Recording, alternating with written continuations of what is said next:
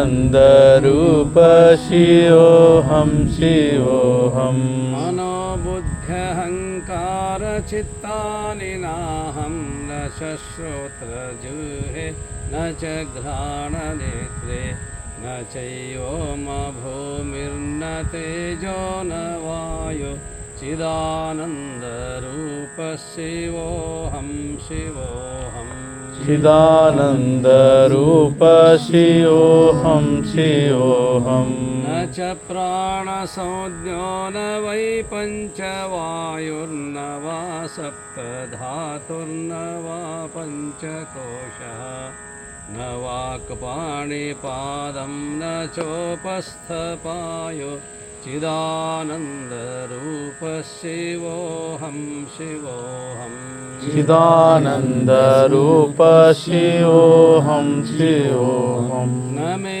द्वेषरागो न मे लोभमोहो मदो नैव मे नैव मात्सर्यभावः न धर्मो न चार्थो न कामो न मोक्ष चिदानन्दरूप शिवोऽहं शिवोऽहम् चिदानन्दरूप शिवोऽहं शिवोऽहं न पुण्यं न पापं न सौख्यं न दुःखं न मन्त्रो न तीर्थं न वेदा न यज्ञः अहं भोजनं नैव भोज्यं न भोक्ता चिदानन्दरूप शिवोऽहं शिवोऽहम् चिदानन्दरूप शिवोऽहं शिवोऽहं न मृत्युर्न शङ्का न मे जातिभेदः पिता नैव मे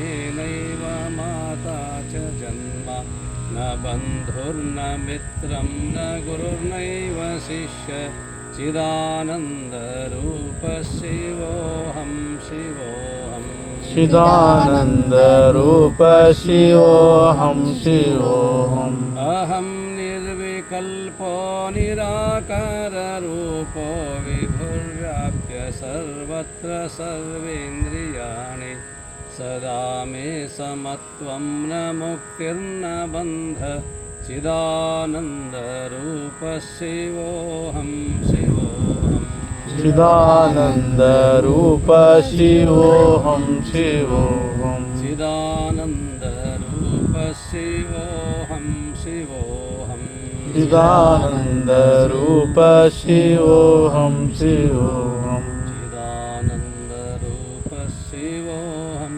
ಶಿವೋಹಂ ಚಿದಾನಂದರೂಪ ಶಿವೋಹಂ ಶಿವೋಹಂ ಶ್ರೀಮಂಗಲಂ ಜಯ ಸ್ವಾಮಿ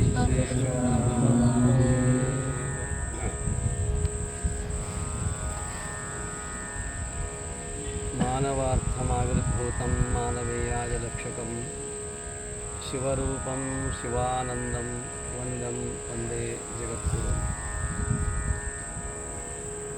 ಪ್ರಾತಸ್ಮರಣೀಯ ಪೂಜ್ಯಪಾದ ಸದ್ಗುರು ಶಿವಾನಂದ ಮಹಾಸ್ವಾಮಿಗಳವರನ್ನು, ವೇದಾಂತ ಕೇಸರಿ ಪೂಜ್ಯ ಶ್ರೀ ಮಲ್ಲಿಕಾರ್ಜುನ ಮಹಾಶಿವಿಗಳವರನ್ನು, ಪುರಾಣ ರತ್ನ ಪೂಜ್ಯ ಶ್ರೀ ಚನ್ನಬಸವ ಮಹಾಶಿವಿಗಳನ್ನು ಸ್ಮರಣೆ ಮಾಡಿಕೊಂಡು,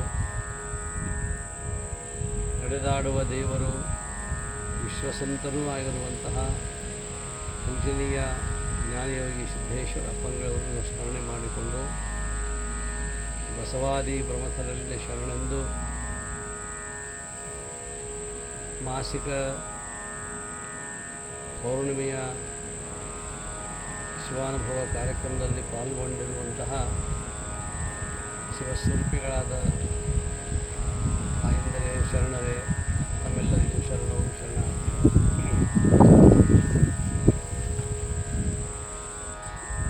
ನಿಜಗುಣ ಶಿವಿಗಳು ತಾವೇ ಪ್ರಶ್ನೆಯನ್ನು ಮಾಡಿ ತಾವೇ ಉತ್ತರವನ್ನು ಹೇಳುವಂತಹ ಒಂದು ಪದ್ಯವನ್ನು ನಾವು ಇಟ್ಕೊಂಡಿದ್ದೇವೆ. ಸಂಗತವಾಗಿ ಜೋಡಿಸಿ ಪೇಳಿದ ಉತ್ತರದ ಇಂಗಿತವನ್ನು ಅರಿತು ನಡೆಯುವವನೇ ಬಲ್ಲವನು ಅಂತ ತಿಳ್ಕೊಂಡು ಹೇಳ್ಕೊಳ್ತಾ ಬಂದು, ಈಗ ಶಿವಾನಂದ ಅಪ್ಪಗಳು ಒಂದು ವಾಕ್ಯದ ಮೇಲೆ ಪ್ರತಿಪಾದನೆ ಮಾಡ್ತಾರೆ. ಅಚ್ಚಳಿಯದ ಆಭರಣ ಯಾವುದು? ಪ್ರಶ್ನೆ. ಅಚ್ಚಳಿಯದ ಆಭರಣ ಯಾವುದು? ನಾವು ಬಂಗಾರದಿಂದ ಅನೇಕ ಆಭರಣಗಳನ್ನು ತಯಾರು ಮಾಡ್ತೀವಿ. ಮೂಲ ವಸ್ತು ಒಂದು, ಬಂಗಾರ ಸುವರ್ಣ ಮೂಲ ವಸ್ತು ಒಂದು. ಅದರಿಂದ ಅನೇಕ ಆಭರಣಗಳನ್ನು ನಾವು ಸಿದ್ಧಗೊಳಿಸ್ತೀವಿ. ನಮಗೆ ಯಾವ್ಯಾವ ರೀತಿಯಾಗಿರ್ತಕ್ಕಂತಹ ಅಲಂಕಾರಿಕವಾಗಿರುವಂತಹ ಆಭರಣಗಳು ಬೇಕೋ ಆ ವಸ್ತು ಒಡವೆಗಳನ್ನು ನಾವೆಲ್ಲ ಸಿದ್ಧ ಮಾಡ್ಕೊಳ್ತೀವಿ. ಹಾಗಾದರೆ ಆಭರಣಗಳು ಸತ್ಯವೋ ಬಂಗಾರ ಸತ್ಯವೋ? ಇದು ಪ್ರಶ್ನೆ. ಯಾವುದು ಸತ್ಯ? ಬಂಗಾರ ಸತ್ಯನೋ ಆಭರಣ ಸತ್ಯವೋ? ಇದು ಪ್ರಶ್ನೆ. ಹಾಗಾದರೆ ನೀವು ಅನ್ಬೋದು, ಬಂಗಾರವೂ ಸತ್ಯ, ಆಭರಣವೂ ಸತ್ಯ. ಆದರೆ ಮೂಲ ವಸ್ತುವಾಗಿರ್ತಕ್ಕಂಥದ್ದು ಆಭರಣಗಳನ್ನು ನಾವೆಲ್ಲ ಮಾಡಿಸೀವಿ. ಭಾಳ ಚಲೋ ಆಭರಣಗಳನ್ನು ಮಾಡಿಸೀವಿ, ಭಾಳ ವರ್ಷ ಮಾಡಿಸಿ. ಅವು ಹೆಂಗಾಗ್ಯಾವ ಅಂತಂತಂದ್ರೆ ಈ ಹಿತ್ತಾಳಿ ಕಿಲುಬಾಗಿರ್ತಾವೆ, ಹಂಗಾಗ್ಯಾವ. ಬಂಗಾರನ ಅವತ್ತನ್ನು ಮತ್ತೆ ಹೋಗಿ ಏನು ಮಾಡ್ತೀವಿ, ಇದು ಯಾಕೋ ಹಿಂಗೆ ಆಗತೈತಿ, ಬೇಡ ಅಂತ ತಿಳ್ಕೊಂಡು ಎಲ್ಲ ಮುರಿದು ಬುದ್ಧಿ ಮಾಡಿ ಎಲ್ಲ ನಮ್ಮನೆ ಆಭರಣಗಳು. ಈಗ ಇತ್ತಿತ್ತಲಾಗಂತೂ ಹೆಸರು ಅವು ಹಳಿ ಹೆಸರು ಹೋಗ್ಯಾವಲ್ಲ, ಭಾಳ ಹೊಸ ಹೆಸರಿನ ಆಭರಣಗಳು ಬಂದಾವ. ಆಭರಣಗಳ ಹೆಸರು ಹಳೆದವ ಇರಲಿ ಹೊಸವ ಇರಲಿ, ಆದರೆ ಅದಕ್ಕೆ ಮೂಲ ವಸ್ತು ಯಾವುದು?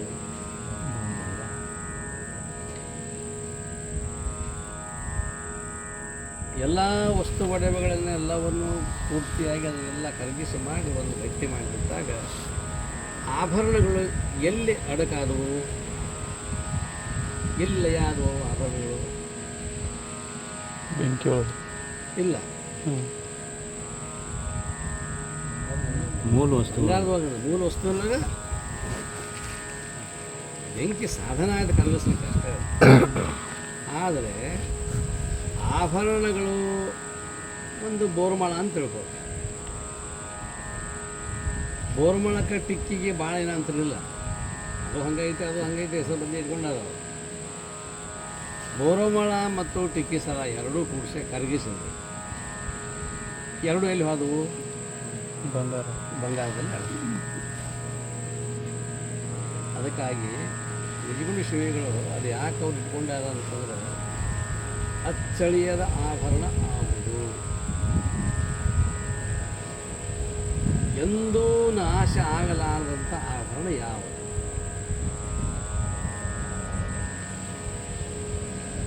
ಎಲ್ಲ ಆಭರಣಗಳು ಒಂದಿಲ್ಲ ಒಂದು ದಿವಸ ಸೌದೋ ಅಥವಾ ವಿಕಾರ ಆಗಿನೋ ಅಥವಾ ಏನೇನೋ ಆಗಿಯೋ ಅವು ಪರಿವರ್ತನೆ ಹೊಂದ್ತಾವೆ. ಹೊಂದಿದಾಗ ನಮ್ಗೆ ಅನಿಸ್ತತಿ ಇದು ಯಾಕೋ ಇದು ಅಸಹ್ಯ ಆಗೈತಿ, ಬೇಡ, ಇದನ್ನೆಲ್ಲ ಪೂರ್ತಿಯಾಗಿ ಕರಗಿಸಿ ಒಂದು ಗಟ್ಟಿ ಮಾಡಿ ಬೇರೆ ಆಭರಣ ಮಾಡಿಸೋದು ಅಂತ ನಾವು ಒಂದು ನಿರ್ಣಯ ಕೊಡ್ತೇವೆ. ಅದಕ್ಕೆ ನಿಜಗುಣ ಶಿವೆಗಳಂತಾರೆ ನಾ ಹೇಳ್ತಕ್ಕಂಥ ಆಭರಣ ಎಂದೂ ಕೆಡುವುದೇ ಇಲ್ಲದು ಅಂಥ ಆಭರಣ. ಅದಕ್ಕೆ ಅವರಂದರು ಅಚ್ಚಳಿಯದ ಆಭರಣ ಯಾವುದು? ಎಂದೂ ಅಳೆದು ಹೋಗಿರಬಾರ್ದು, ಅದರಲ್ಲಿ ಯಾವಾಗಲೂ ಕೂಡ ಹೊಸತನ ಇರಬೇಕು, ನವನವೋನ್ಮೇಷ ಶಾಲಿನಿ, ಯಾವಾಗಲೂ ಕೂಡ ಅದು ಆನಂದದಾಯಕವಾಗಿರಬೇಕು. ಅಂಥ ಆಭರಣ ಅನ್ನುವಂಥದ್ದು ಐತಿ, ನಿಮಗೇನು ಗೊತ್ತದ ಅನ್ನೋದು ಕೇಳ್ತಾರೆ. ಮತ್ತು ನೀವು ಗೊತ್ತಿದ್ದವ್ರು ಹೇಳಬೇಕು. ಅವ್ರ ಪ್ರಶ್ನೆ ಇಟ್ಟಾರ ನಮಗೆ, ಅಚ್ಚಳಿಯದ ಆಭರಣ ಮತ್ತು ಈಗಿನ ಕಾಲದಾಗ ಆಭರಣ ಮಾಡಿಸೋದು ಭಾಳ ವಜ್ಜೆ ಐತಿ. ಅದು ಎಲ್ಲಿ ಮುಟ್ಟೈತೆ ನೆನಪು ಬರ್ಬೋದು, ಅದ್ರ ನೆನಪತ್ತ ಹೇಳೋರಿಗೆ ಭಾಳ ಸರಳ, ತೊಗೊಳೋರಿಗೆ ಭಾಳ ಸರಳ ಐತೆ. ಏನೋ 10 ರೂಪಾಯಿ ಕೊಟ್ಬಿಟ್ಟು ಅವ್ರಿಗೆ ಭಾಳ ಸರಳ, ಕೊಡೋರಿಗೆ ಏನು ವಜ್ಜೆ. ಅದಕ್ಕೆ ಅವರಂತಾರ ನಿಜಗುಣ ಶಿವೆಗಳು ಉತ್ತರ ಕೊಡ್ತಾರೆ, ಯಾವ ಆಭರಣಗಳು ತೊಗೊಂಡು ಏನು ಮಾಡ್ತೇಪ್ಪ, ಆ ಆಭರಣಗಳನ್ನು ಕಳ್ಳತನ ಮಾಡಬೇಕು ಅಥವಾ ನಿನಗೆ ಪ್ರಸಂಗ ಬಂದಾಗ ಒತ್ತಿನೂ ಇಡ್ಬೋದು. ಒತ್ತಿ ಹಿಡಿದು ಬೇಡ ಬೇಡ ಮಾರೇ ಬಿಡೋಣ ಅಂದ್ರೆ ಮಾರಿಯೂ ಬಿಡ್ಬೋದು. ಆದರೆ ನಾ ಹೇಳುವಂಥ ಆಭರಣ ಅದು ಮಾರಾಟ ಬರುವುದೂ ಅಲ್ಲ, ಯಾರು ತಗೊಳ್ಳೋದು ಅಲ್ಲ, ಅದು ಅಷ್ಟು ಅದ್ಭುತವಾಗಿರ್ತಕ್ಕಂಥದ್ದು. ಆದರೆ ನಿನಗೆ ಕೊಡಾಕೆ ಬರ್ತೈತೆ, ಕಡಿಮೆ ಆಗೋದಿಲ್ಲ. ನಿನಗೆ ಕೊಡಾಕೆ ಬರ್ತೈತೆ, ಕೊಟ್ಟರೂ ಸಹಿತ ಕಡಿಮೆ ಆಗೋದಿಲ್ಲ. ಅದು ಯಾವುದು ಅಂತ ಬಗೆಗೊಳಿಸುವ ವಿದ್ಯೆ. ವಿದ್ಯಾ ಅನ್ನುವಂಥದ್ದು ಒಂದು ದೊಡ್ಡ ಆಭರಣ ಐತಲ್ಲ. ಅದಕ್ಕೆ ಸರ್ವಜ್ಞ ಹೇಳ್ತಾನೆ, ಒಡಲು ಅಡಗಿದ ವಿದ್ಯೆ ಒಡಗೂಡಿ ಬರುತ್ತದೆ, ಒಡ ಹುಟ್ಟಿದವರು ಕಳ್ಳರು ನೃಪರು ಎಂತು ಅಪಹರಿಪರು ಸರ್ವಜ್ಞ ಅಂತ ಅವ್ನು ಹೇಳ್ತಾನೆ. ಒಡಲೊಳ ಅಡಗಿದ ವಿದ್ಯೆ, ಅದನ್ನೇ ಅವ್ರು ನಿಜಗುಣ ಶಿವೆಗಳಂತಾರೆ ಇಲ್ಲಿ, ಬಗೆಗೊಳಿಸುವ ವಿದ್ಯೆ. ಬಗೆಗೊಳಿಸುವ ಅಂತಂತಂದ್ರೆ ನಿನ್ನನ್ನು ಭಾಳಷ್ಟು ಏನೋ ಒಂದು ಸ್ಥಿತಿ ಒಯ್ಯತಕ್ಕಂಥ, ಭಾಳ ಅದ್ಭುತವಾಗಿರ್ತಕ್ಕಂಥ ಸ್ಥಿತಿ ಒಯ್ಯತಕ್ಕಂಥ ವಿದ್ಯೆ ಯಾವುದು? ಬ್ರಹ್ಮವಿದ್ಯೆ, ಆತ್ಮವಿದ್ಯೆ. ಅದನ್ನು ಕಸ್ಕೊಳ್ಳಿಕ್ಕೆ ಯಾರು ಬರೋದಿಲ್ಲ.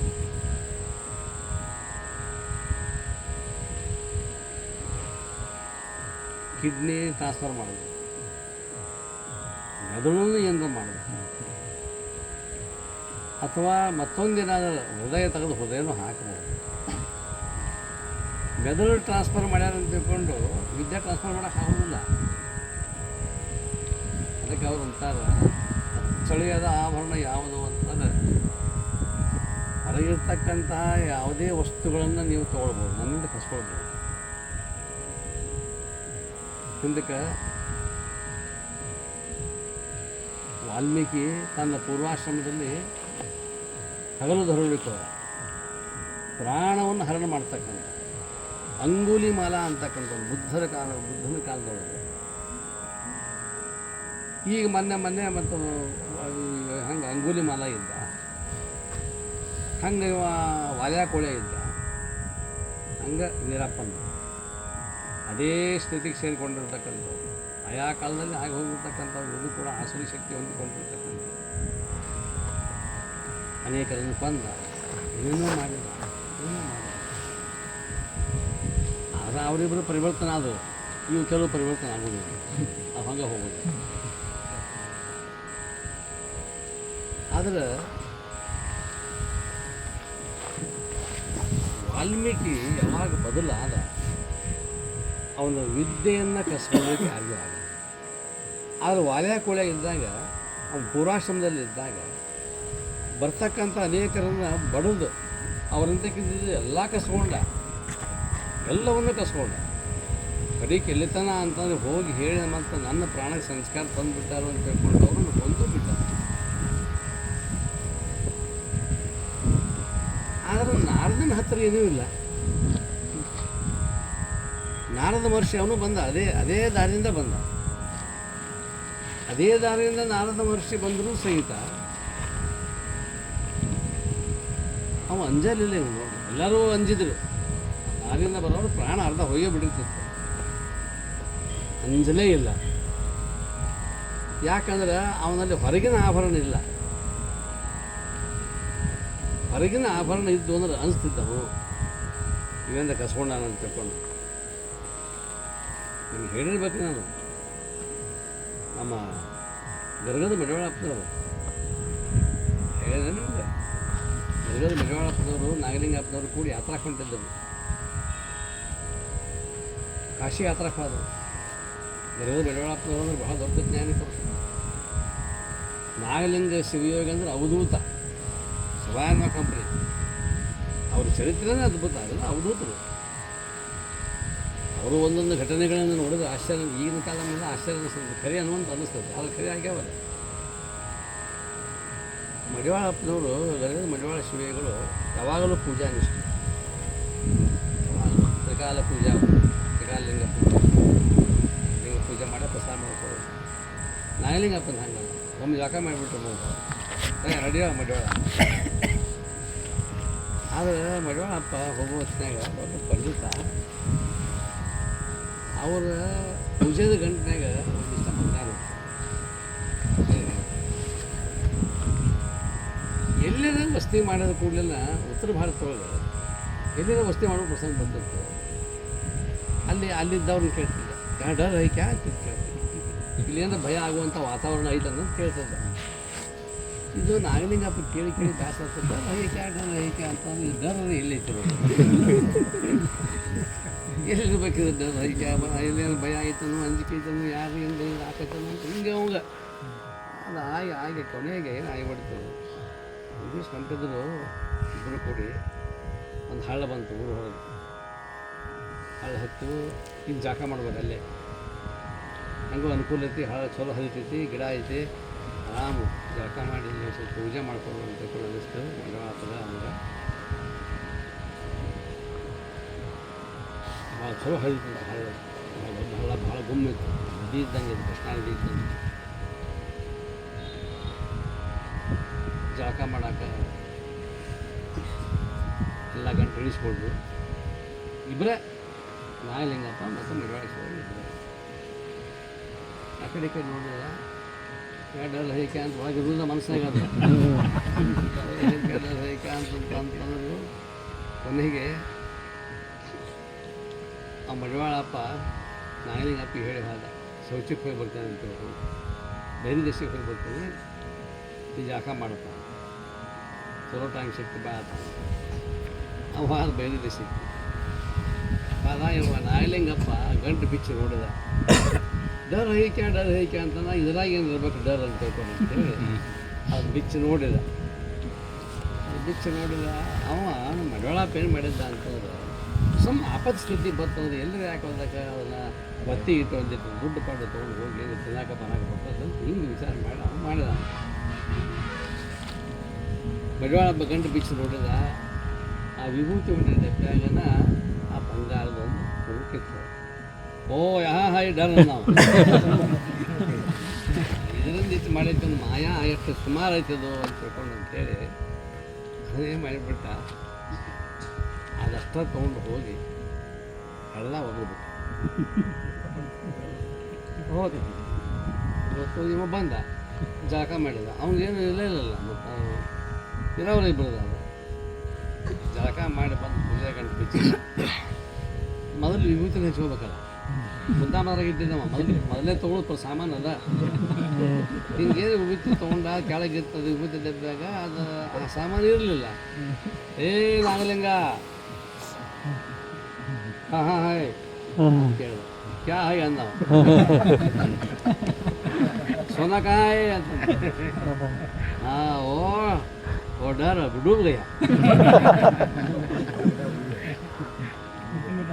ಎದಿ ಬಡ್ಕೊಂಡ ನಾಗಲಿಂಗ ಮಡಿವಾಳಪ್ಪ. ಅವಾಗ ಏನು ಮಡಿವಾಳಿ, ಇಷ್ಟೆಲ್ಲ ನೀನು ಅಧ್ಯಯನ ಮಾಡಿದವ, ಕಾಶಿ ಪಂಡಿತ ಇಷ್ಟೆಲ್ಲ ಓದ್ದವ, ಡರ್ ಹೇಕೆ ಅಂತ ಕೇಳ್ಕೊತ ಬಂತಿದ್ದೆ. ಇನ್ನು ನೀನು ನಿಶ್ಚಿಂತರು ಡರ್ ಹೋಯ್ತು ಪೀಚೆ ಗಯ ಹೋತು. ಇನ್ನು ಆರಾಮಿರ್ತೀನಪ್ಪ. ಏನು ಮಾಡೋದು, ಭಾಳ ದಿವಸದಿಂದ ಅದನ್ನು ಇಟ್ಕೊಂಡು ಕೂತಿದ್ವಿ. ನನಗೆ ಆಪಸ್ಥಿತಿ ಬಂದಾಗ ಬೇಕಂತ ಇಟ್ಕೊಂಡು ಕೂತಿದ್ವಿ. ಹೌದಾ, ಆಯ್ತು ಪೂಜೆ ಮಾಡ್ಕೋ. ಇನ್ನೇನು ಪೂಜೆ ಮಾಡ್ಕೊತೀವಿ, ಮನಸ್ಸ ಅಲ್ಲಿ ಇರಂಗಿಲ್ಲ ಅಂತ ಅದ ಹೋಗಿದ್ದೀವಿ. ಮನ್ಯಾಗ ಒಂದು ಸಾಮಾನು ಕಳೆದಂತಂದ್ರೆ ದೇವ್ರ ಪೂಜೆ ಮಾಡಕ್ಕೆ ಹೋಗಿರ್ತೀವಿ. ಆ ಸಾಮಾನು ಕಳೆದ ದೇವ್ರ ಪೂಜೆ ಆಗತ್ತೆ ಅಂದ್ರೆ ಸಾಮಾನು ಪೂಜೆ ಆಗತ್ತೆ. ಅವಾಗ ಆ ತಡಿ ಅಂತ ಹೇಳ್ಕೊಂಡು ಹಂಗೆ ಕಾಟಾಚಾರ ಕಲಿಂಗ ಮೇಲೆ ಹಾಕೊಂಡು ತೊಗೊಂಡು ಮಡವಾಳಪ್ಪ ನಾಗಿನಪ್ಪ ನಿನ್ನ ನಿದ್ದಕ್ಕೆ ಒಂದು ವಿದ್ಯೆ ಐತೆ ಆಗಲಿ ಅಂತ ಹೇಳ್ಕೊಂಡು ಒಂದು ಬಂಡಿಗಲ್ಲ ಮೇಲೆ ಕೂಡಿಸಿದೆ. ಮಡವಾಳಪ್ಪ ಕೂಡಿಸಿ ಹೇಳ್ತಾನೆ, ಯಾವುದೋ ಒಂದು ಮಂತ್ರ ಅವನು ಹೇಳಿದ. ನಿನ್ನಂತ ಕೈತ ಮಂತ್ರ ನೆನಪು ಮಾಡ್ಕೊಡಕತ್ತೀನಿ, ಅದು ಅನ್ನು ಆ ಕೆಲಸ ಮಾಡೋದು. ಆ ಬಂಡಿ ಮೇಲೆ ಕೂತ್ಕೊಂಡು ಮಂತ್ರ ಪಠಣ ಮಾಡೋದು. ನಿನ್ನಲ್ಲೇ ಇರ್ತಕ್ಕಂಥ ಮಂತ್ರ ಐತೆ, ಅದು ಪಠಣ ಮಾಡು. ಇಷ್ಟ ಬಂಗಾರ, ಆ ಕಲ್ಲು ಬಂಗಾರ. ನಾಗಲಿಂಗ ಒಳಗೆ ಮಾಡಿದವ ನೀನು ಅನ್ನ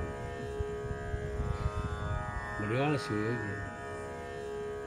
ಆಯ್ತಪ್ಪ, ಇಬ್ಬರು ಗೆಳ್ತಾನೆ ಭಾಳ. ಅವ ಹೇಳ್ದಂಗೆ ಅವ ಕೇಳ್ತಿದ್ದ. ಸದೀಪರು, ಮಡಿವಾಳ ಶಿವಯೋಗಿಗಳು ಮತ್ತು ನಾಗಲಿಂಗ ಶಿವಯೋಗಿ ಭಾಳ ದೊಡ್ಡ 3 ಮಂದಿ ಕುಡಿದಂತ ಮುಗಿದ ಹೋದ. ಅವಾಗ ಮಡಿವಾಳ ಶಿವಯೋಗಿಗಳು ಆ ಬಂಡಿಗಳ ಮೇಲೆ ಮುಟ್ಟಿ ಆ ಬಂಡಿಗಳು ಬಂಗಾರ ತೊಗೊಂಡು ನಡಿಯೋದಂತ ನಾಗಲಿಂಗ. ಇಷ್ಟ ತೊಗೊಂಡು ತಿರುಗಾಡ್ತಿದ್ದಾರೆ, ಹೊತ್ಕೊಂಡು ನಡಿಯ.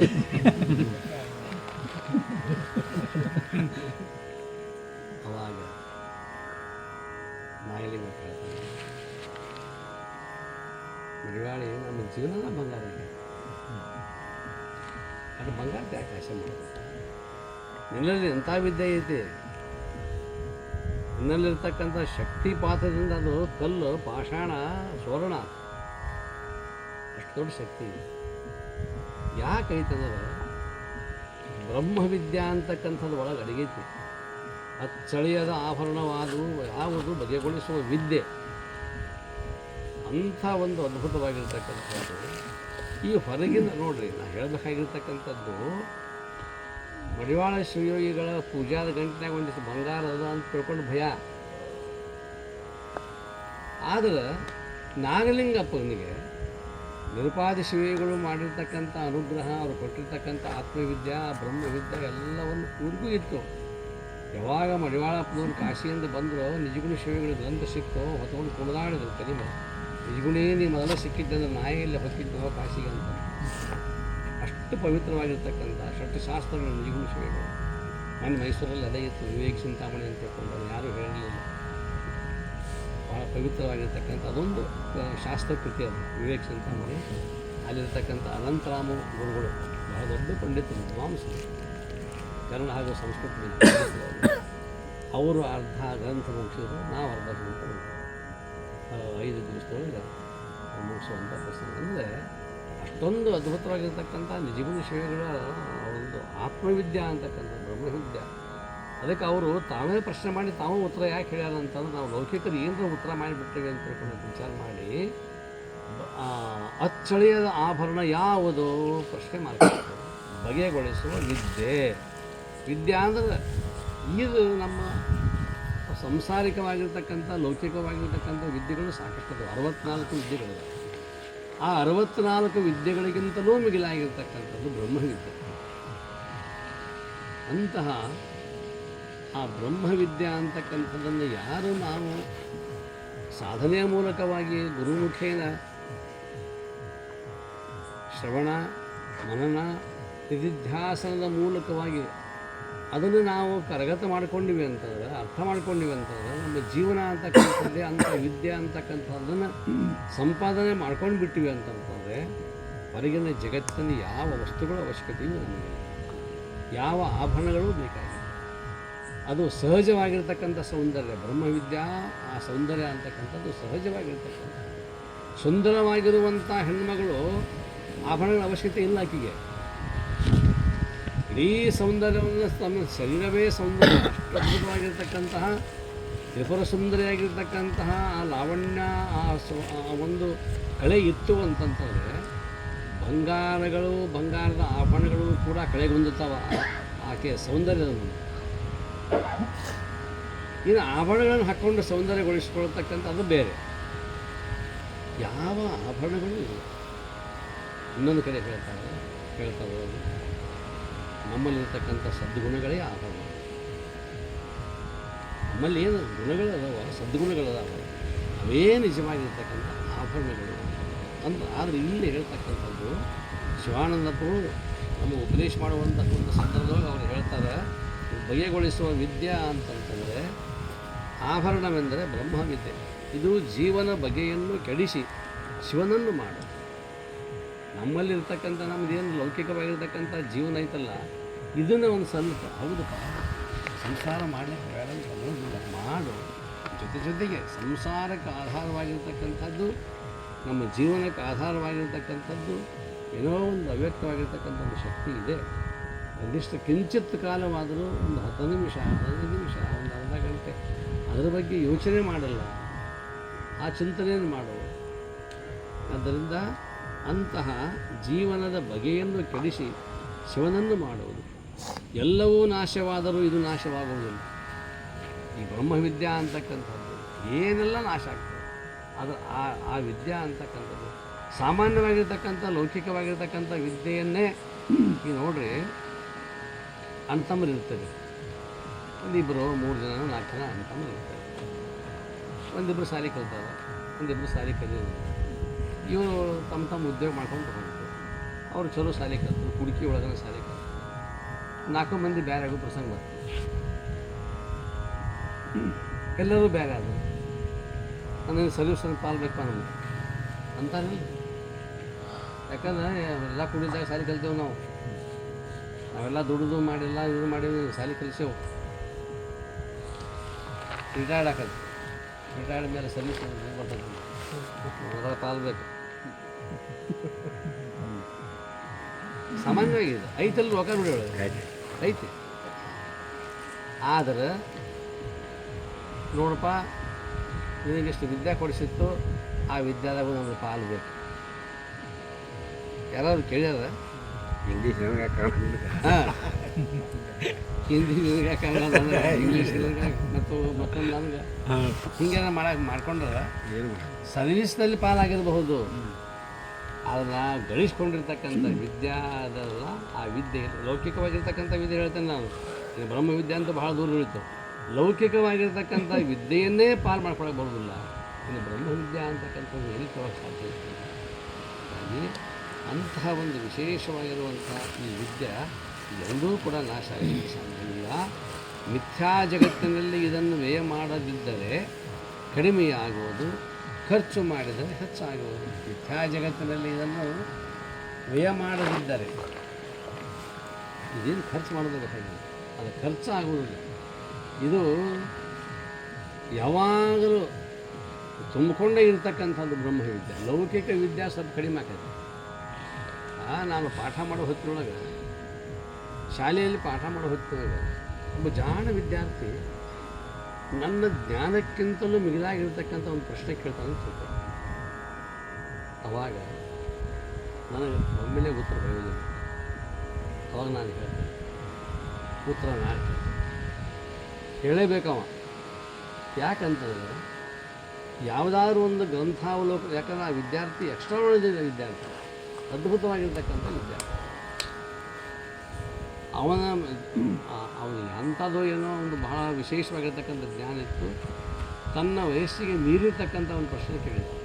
ಪ್ರಾಧ್ಯಾಪಕನಿಗೆ ಗೊತ್ತಿಲ್ಲ. ಆ ಪ್ರಾಧ್ಯಾಪಕ ಹೇಳ್ತಾರೆ, ನಾನು ನೋಡ್ಕೊಂಡು ಬರ್ತೇನೆ, ನಾಳೆ ನೋಡ್ಕೊಂಡು ಬಂದು ಉತ್ತರ ಹೇಳ್ತೇನೆ.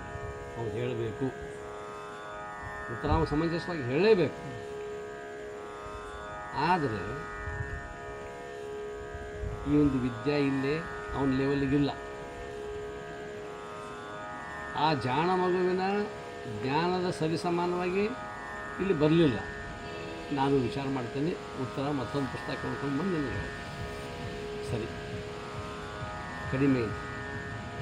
ಈ ಬ್ರಹ್ಮವಿದ್ಯೆ ಹಾಗಲ್ಲ, ಕಡಿಮೆ ಹೆಚ್ಚು ಅನ್ನುವಂಥದ್ದು ಇಲ್ಲವೇ ಇಲ್ಲ.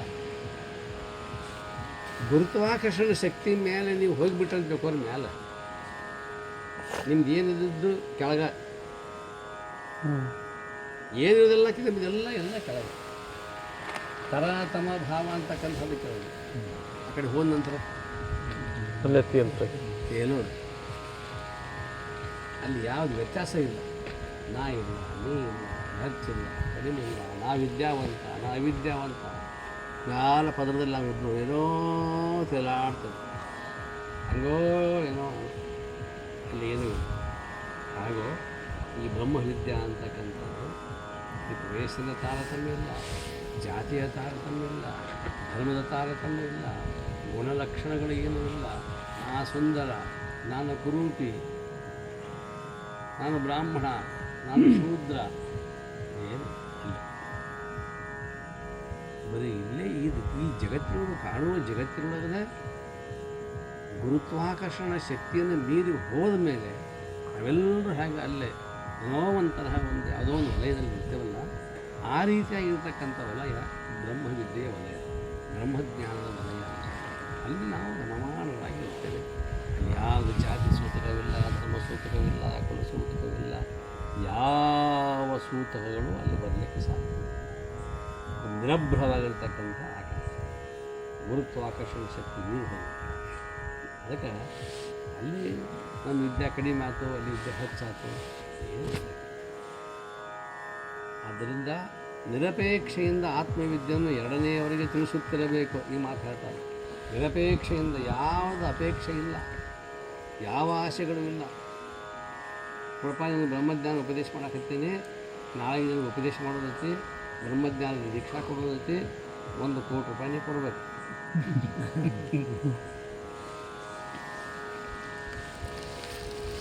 ಇದು ಸಾಪೇಕ್ಷ. ಬ್ರಹ್ಮಜ್ಞಾನಿಯಲ್ಲಿ ಹಾಗೆಲ್ಲ. ಕೂತು ಉಪದೇಶ ಪ್ರಾರಂಭ ಮಾಡಿದ ಅಂತಂದ್ರೆ ಅವನು ಒಂದೇ ಒಂದು ಬಯಕೆ, ನನ್ನ ಹಂಗೆ ನಾ ಯಾವ ಆತ್ಮಜ್ಞಾನವನ್ನು ಪಡೆದುಕೊಂಡು ಮುಕ್ತನಾಗಿದ್ದೇನೆಯೋ ಅದೇ ರೀತಿಯಾಗಿರ್ತಕ್ಕಂಥ ಮುಕ್ತ ಸ್ಥಿತಿ ಇವನಿಗೆ ಬರಬೇಕು. ಅದು ಒಂದೈತೆ ಅವನಿಗೆ. ಗುರುವಿಗೆ ಮಲ್ಲಿಕಾರ್ಜುನ ಅಪ್ಪಗಳಿಗೆ ಶಿವಾನಂದ ಅಪ್ಪಗಳು ಅಂದರು. ಯಾಕಂದ್ರೆ ಒಂದು ಮಾತು ಯಾಕಂತ ಅಂತಾರಂದ್ರೆ ಅವ್ರು ಅಷ್ಟು ಕಳಕಳಿ ಇತ್ತು ಶಿವಾನಂದ ಅಪ್ಪನಿಗೆ. ಮುದುಕಪ್ಪ, ಮಲ್ಲಿಕಾರ್ಜುನ ಅಪ್ಪ ಅವ್ರ ಹೆಸರು, ಮೊದಲನೇ ಹೆಸರು ಮುದುಕಪ್ಪ, ಪೂರ್ವಾಶ್ರಮದಲ್ಲಿ ಮುದುಕಪ್ಪ ಅಂತ ಕರಿತಿದ್ರು. ಅವಾಗ ಅಪ್ಪಗಳು ಅಂತಾರೆ, ಮುದುಕಪ್ಪ ಇಷ್ಟೆಲ್ಲ ನಾನು ಗ್ರಂಥ ಹೇಳೀನಿ, ಉಪದೇಶ ಮಾಡೀನಿ, ಇಷ್ಟು ವರ್ಷ ಉಪದೇಶ ಮಾಡ್ಯಾರಪ್ಪ, ಇಷ್ಟೆಲ್ಲ ಕೇಳಿ ನೀ ನಾ ಬ್ರಹ್ಮಜ್ಞಾನಿ ಆದ್ಯ ಅನ್ನುವಂಥ ಭಾವ ಇಟ್ಕೊಂಡು ಹಳ್ಳಿಯಲ್ಲರೆ ಮತ್ತೆ ನೀ ಸಂಸಾರಕ್ಕೆ ನಿನ್ನ ಮನಸ್ಸು ಹೇಳಿಸ್ತೆ ಅಂದ್ರೆ ನನ್ನ ಕೊಯ್ಕೊಂಡು ತಿಂದಷ್ಟು ಪಾಪ ನಿನಗೆ ಬರ್ತದೆ. ಈ ಮಾತು ನನ್ನ ಕೊಯ್ಕೊಂಡು ತಿಂದಷ್ಟು ನಿನಗೆ ಪಾಪ ಬರ್ತದೆ. ಅಂದ್ರೆ ಮಲ್ಲಿಕಾರ್ಜುನ ಅಪ್ಪಳಿಗೆ ಬಾಲ್ಯ ವಿವಾಹ ಆಗಿತ್ತು, ಅದೆಲ್ಲ ಮುಗಿದು ಹೋಗಿತ್ತು. ಬಗೆಹರಿಸಿದ್ರು ಶಿವಾನಂದ ಅಪ್ಪ ಬಗೆಹರಿಸಿದ್ರು, ಮುಗಿಸ್ಬಿಟ್ಟಿದ್ರು. ಸನ್ಯಾಸಿ ಆಗಿಬಿಟ್ಟಾರ. ಇಷ್ಟಾಗಿಯೂ ಸಹಿತ ನಾನು ನನ್ನ ಹೆಂಡತಿ ಜೊತೆಗೆ ಬಾಳೆ ಮಾಡ್ಕೊಂಡು ಆರಾಮ್ ಇರ್ತಿದ್ನಲ್ಲ ಅಂತ ಮನಸ್ಸಿನಾಗ ಬಂತು ಅಂದ್ರೆ ನನ್ನ ಕೊಯ್ಕೊಂಡು ತಿಂದಷ್ಟು ನೆನಪ.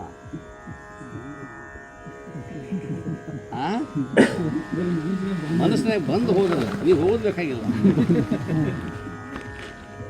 ನಾವು ಎಷ್ಟು ಸೂಕ್ಷ್ಮ ಅಂದರೆ ಶಿವಾನಂದರ ಕಳಕಳಿ ಏನಿತ್ತು ಅಂದ್ರೆ ಯಾವ ಶಿಷ್ಯರ ಮೇಲೆ ಆಸ್ತಿ ಮೇಲೆ ಆಸೆ ಇರಲಿಲ್ಲ. ಒಂದೇ ಒಂದು ನಾ ಹೇಳಿರ್ತಕ್ಕಂಥ ಉಪದೇಶ ತತ್ವ ಅವ್ರು ಇವ್ರು ತಿಳ್ಕೊಂಡು ಮುಕ್ತರಾಗಬೇಕು ಅನ್ನುವಂಥದ್ದು ಒಂದೇ ಒಂದು ದೊಡ್ಡ ಕಳಕಳಿ. ಇಂಥ ಆಭರಣ ಕೊಟ್ಟಿದ್ದಪ್ಪ, ಅಕ್ಷರದ ಆಭರಣವನ್ನು ಕೊಟ್ಟಿದ್ವಿ, ಅದನ್ನು ನೀನು ಧಾರಣ ಮಾಡಿಕೊಂಡು ಅದನ್ನು ಕಾಪಾಡ್ಕೊಂಡು ಹೋಗ್ಬೇಕಪ್ಪ ಅನ್ನುವಂಥ ಒಂದು ವಿಚಾರ ಇಟ್ಕೊಂಡು ಶಿವಾನಂದಪ್ಪು ಇಷ್ಟೆಲ್ಲ ಮಾಡಿ ಈಗೇನು ಕೊಟ್ಟೇನಿಲ್ಲ, ಇದನ್ನು ಮತ್ತೆ ಕೊಡಬೇಕು. ಈ ಆಭರಣ, ಈ ವಿದ್ಯೆ ಅಂತಕ್ಕಂಥದ್ದು ಹರಿದು ಹಂಚೋದು. ಎಂದಿಗೂ ಕೂಡ ತಮ್ಮ ಆತ್ಮವಿದ್ಯೆಯನ್ನು ಎಲ್ಲಿಯೂ ಮಾಡಿಕೊಳ್ಳಿ. ಯಾವುದೇ ಊರಿಗೆ ಹೋದರೂ ಸಹಿತ ಬರೀ ಒಂದು ತಿಂಗಳನ್ನು ಕರ್ಕೊಂಡು ಹೋಗೋರು. 6 ತಿಂಗಳು ಇರ್ತದೆ. ಚನ್ನಬಸವ ಅಪ್ಪಗಳು ಅವರು ಹಂಗೆ ಹೋದರು ಅಂತಂತಂದ್ರೆ 6 ತಿಂಗಳು ಬಿಡತ್ತಿದ್ದಿಲ್ಲ. ಕರ್ಕೊಂಡು ಹೋಗಿದ್ದು 1 ತಿಂಗಳು, 6 ತಿಂಗಳು ಆಗಿದ್ರು ಸಹಿತ 1 ತಿಂಗಳಾಗಿದ್ದು ಬಂದು ಅಂತಿದ್ರು ಅವರು. ಮರೆಸಿಬಿಡ್ತಿದ್ರು ಜನರು. ಮತ್ತೊಂದು ಮನೋರಂಜನೆ ಅಂತಕ್ಕಂಥದ್ದು ಏನು ಇರ್ತಿರಲಿಲ್ಲ. ಇವರು ಹೇಳೋದೇ ಶಾಸ್ತ್ರ, ಪುರಾಣ, ಕೀರ್ತನ, ಸಂಗೀತ ಎಲ್ಲ ಕೇಳಿ ಕೇಳಿ ಕೇಳಿ ಕೇಳಿ ಮತ್ತಿಷ್ಟೆಲ್ಲ ಆಗಿ ಯಾರು ಹೊಲ್ದಾಗ ಕರಿ ಕಿತ್ತದ್ದು ಒಂದು ಗುದ್ದಿ ಇಟ್ಕೊಳ್ಳೋರು ಸಣ್ಣ ಸುದ್ದಿಯವರು ಅದು ಹೊಲ ಏನಾದರೂ ಹಾಕಿರೋಲ್ಲ. ಕರಿ ಕೈತಲ್ಲ ನಟ್ಟು ಕಡಿಯೋದು ನಶೆ 4 ಗಂಟೆಗೆ ಹೋಗಿ ಅದೆಲ್ಲ ಮುಗಿಸ್ಕೊಂಡು ಮತ್ತು ಪುಕ್ಷಟೆ ಅವಾಗೇನು ನಮ್ಮದೇನು ಈಗಿನ ಗಂಟೆ ಬುಲ್ಡೋಜರ, JCB, ಹಿಟಾಚಿ ಏನೂ ಹೋಗಿಲ್ಲ. ಮತ್ತು ಧಾರ್ಷ ಆಳ ಸಣ್ಣ ಬಸದ ಅಜ್ಜ ನಟ್ಟು ಕಡೆಯವರು ಮುಗಿಸಿ ಕಳಿಸೋ ಹೊತ್ತಿನಾಗ ಯಪ್ಪ ಮತ್ತೆ ಬರ್ಬೇಕ್ರಿಪ್ಪ ಊರಿಗೆ ಅಂತಂದ. ಮತ್ತೆ ಅವು ಕರ್ಕಿ ಹೊಲ ಅದಾವು ಅದಾವಣ ಅಂದರೆ ಶರೀರವೆಂತೆಂಬುವ ಹೊಲನ ಹಸನ ಮಾಡಿ ಪರತತ್ವ ಬೆಳೆಯನ್ನು ಬೆಳೆದುಣ್ಣಿರೋ ಈ ಹೊಲನೂ ಹಸನು ಮಾಡಿದ್ರು, ಈ ಹೊಲನೂ ಹಸನು. ಇಲ್ಲಿ ಕರಿಕಿ ಬೇರು ಒಳಗೆ ಆಳವಾಗಿ ಹೋಗೈತಿ. ಮನಸ್ಸಿನ ಭ್ರಾಂತಿ ಅಂತಕ್ಕಂಥದ್ದು, ಆ ಭ್ರಮ ಅನ್ನುವಂಥ ಬೇರೆ ಹೋಗೈತಲ್ಲ, ಅದನ್ನು ತೆಗೆಯುವ ಸಲುವಾಗಿ ಅಲ್ಲಿ ನಟ್ಟು ಕಡಿತಿದ್ರು. ದಿವಸ 3 ವೇಳೆ ಶಾಸ್ತ್ರನೂ ಹೇಳ್ತಾರೆ. ಅಂದರೆ ಅಂಥ ಅದ್ಭುತವಾಗಿರ್ತಕ್ಕಂಥ ಆಭರಣವನ್ನು ಕೊಟ್ಟರು ಶಿವಾನಂದರು. ಆಮೇಲೆ ಮಲ್ಲಿಕಾರ್ಜುನಪ್ಪ ಆ ಆಭರಣ ಧಾರಣ ಮಾಡಿ ಅದಕ್ಕಿಂತಲೂ ಮಿಗಿಲಾಗಿರ್ತಕ್ಕಂತಹ ಮಾಣಿಕ್ಯವನ್ನು ತಯಾರು ಮಾಡಿದ್ದು ಸಿದ್ದೇಶ್ವರ. ಅಷ್ಟು ಮತ್ತು ಅವರು ಎಲ್ಲರ ಒಂದಿಷ್ಟು ಅಲ್ಲಿ ಒದಿಸ್ಕೊಟ್ಟಿದ್ದು, ಇಲ್ಲಿ ಇಸ್ಕೊಟ್ಟಿದ್ದು ದುರ್ಮುರ್ಗ ಆಗುತ್ತೆ. ಮರದಾಗ ಜ್ವಾಳ ತಂದ ಕೂಡಲೇ ತಾನೇ ತಂದಾನ ಅನ್ಕೊಂತ ಕುಂದ್ರಾಗ ಬಂದಿದ್ದು. ಹಾಗೆ ಮಾಡಿ ಎಲ್ಲೂ ಯಾವುದೇ ರೀತಿಯಾಗಿರ್ತಕ್ಕಂಥ ಧನಧಾನ್ಯವನ್ನು ದೇವರನ್ನು ಎಂದೂ ಕಳಿಸಲಿಲ್ಲ. ಬರೀ ಜನರ ಪ್ರೀತಿ, ಅಧ್ಯಾತ್ಮ, ಸಂಬಂಧಕ್ಕೆ ಏನಾಯ್ತು ಬರೀ ಅದನ್ನು ಕೊಡೋದೇ ಮಾಡಿದ್ರು. ಅದಕ್ಕೆ ಅವರು ನಿಜಗುಣ ಸೇವೆಗಳಂತ. ಅಚ್ಚಳಿಯದ ಆಭರಣ ಯಾವುದು, ನಾಶ ಆಗಲಾರಂಥ ಆಭರಣ ಯಾವುದಪ್ಪ? ಕೆಮ್ಮತ್ತಿ ಭಾಳ ಕೆಮ್ಮತ್ತಿ ವಯೋಗೊಳಿಸುವ ವಿದ್ಯೆ, ಅಂಥ ಆತ್ಮವಿದ್ಯೆ ಅನ್ನುವಂಥದ್ದು ಅದು ಎಲ್ಲರಲ್ಲಿ ಐತೆ. ಕನ್ನಡಿ ಮೇಲೆ ಬಿದ್ದು ಧೂಳ ಇದ್ದಂಗೆ ಅಷ್ಟೇ. ಧೂಳ ಒರೆಸ್ಬಿಟ್ರೆ ನಮ್ಮ ಮುಖ ನಮಗೆ ಕಾಣಿಸ್ತದೆ. ಅದು ಧೂಳನ ಒರೆಸಾಗ್ತಾ ಇರಲಿಲ್ಲ, ಹಂಗೆ ನೋಡ್ಕೊಳ್ಳೋದು ಅನ್ನೋದು. ಹೀಗಾಗಿ ಮುಖ ಸರಿಯಾಗಿ ಕಾಣೋದಾಗಿದೆ. ಆ ಮುಖ ಸರಿಯಾಗಿ ಕಾಣಿಸ್ಬೇಕಾಗಿತ್ತು ಅಂದರೆ ಮಲ, ವಿಕ್ಷೇಪ, ಆವರಣ ದೋಷಗಳಿಗಾಗಿ ಅಜ್ಞಾನ ಅಂತಕ್ಕಂಥದ್ದು. ಆ ಅಜ್ಞಾನ ಅನ್ನುವಂಥ ಧೂಳನ್ನು ತೆಗೆದು ಹಾಕಿಬಿಟ್ರೆ ಮುಕ್ತ ಸ್ವರೂಪನೇ ಇದ್ದೇನೆ. ಅಹಂ ಮುಕ್ತ, ಅಹಂ ಚಿದಾನಂದ ರೂಪ, ಶಿವೋಹಂ ಶಿವ. ಅಂಥ ಒಂದು ಸ್ಥಿತಿಯನ್ನೇ ನಾವೆಲ್ಲರಲ್ಲೂ ಐತಿ. ಸಣ್ಣ ಹುಡುಗರಿರಲಿ, ದೊಡ್ಡವರಿರಲಿ, ಹೆಣ್ಮಕ್ಳಿರಲಿ, ಆ ಕುಲ ಇರಲಿ, ಈ ಕುಲ ಇರಲಿ, ಏನು ಸಂಬಂಧ. ಅಂಗಡಿಯಾಗ ಒಂದು ಕನ್ನಡಿ ಯಾವ ಓದ್ರೆ ನಮ್ಮ ಮುಖ ತೋರಿಸ್ಲತ್ತದ. ಅಂಗಡಿಯಾಗ ಕನ್ನಡಿ ಐತಿ, ಒಂದು ಕನ್ನಡಿ ಕೊಡಪ್ಪ ಅಂತಂತ. ನೀ ಯಾವ ಜಾತಿ ಅವ್ನು ಕೇಳ್ತಾನೆ ನಾವು. ನೀನು ಲಿಂಗಾಯತರ, ಹಾಂ ಲಿಂಗಾಯತ ನೀನು ಹಾಕಿಕೊಡ್ತಿಂತ ನೀನು. ಹಾಂ ಗ್ಲಾಸ್, ಲಿಂಗಾಯತದ ಗ್ಲಾಸ್ ಒಂದು, ಮುಸಲ್ಮಾನದ ಗ್ಲಾಸ್ ಒಂದು, ಮತ್ತೊಂದು ಕುಡಿದು ಮತ್ತೊಂದು ಗ್ಲಾಸ್ ಒಂದು.